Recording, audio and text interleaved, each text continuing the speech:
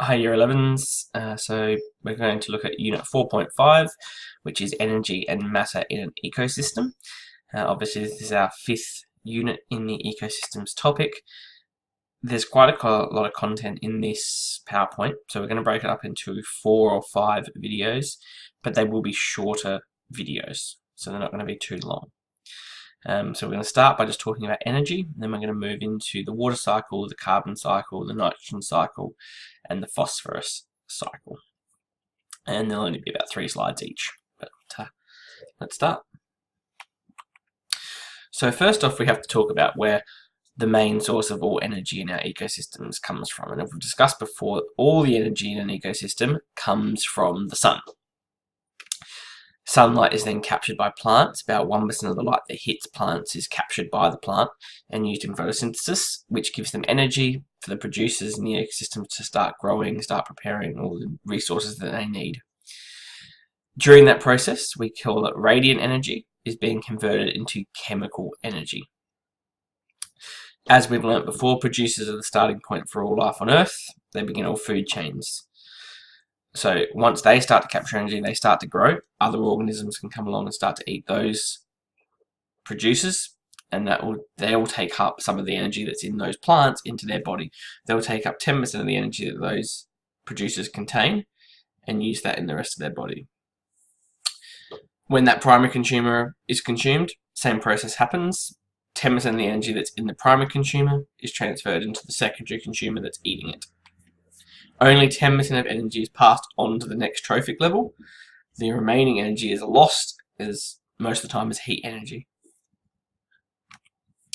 But where is the energy gone?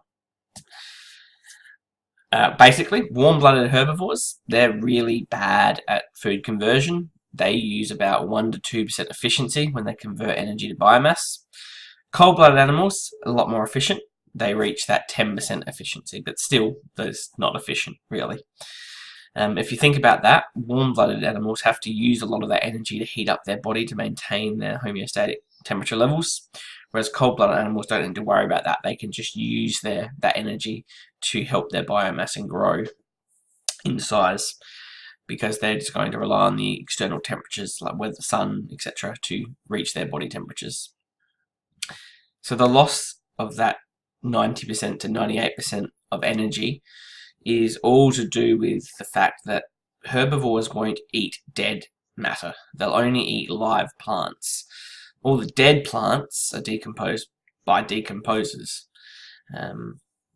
Obviously, not all the food that's being eaten by a herbivore is being turned into body tissue. A lot of it's going to have to be lost as feces, and that feces is then going to be used by things like dung beetles and bush flies for their source of energy. There's 2 types of energy lost there, but they're still incredibly small. The majority of energy lost is through heat, maintaining body temperature, releasing temperature from the side effect of different chemical reactions in the body. Heat is the main loss of energy in an ecosystem. Now, it's not only, so we say energy is recycled. Energy is not really recycled. Nutrients are recycled. Energy is not. But simple nutrient molecules needed by an organism are recycled throughout the ecosystems. As I mentioned at the beginning of this PowerPoint, the ones that are more commonly recycled are water, carbon, nitrogen, and phosphorus, and we're going to look at all 4 of those in detail in the next videos.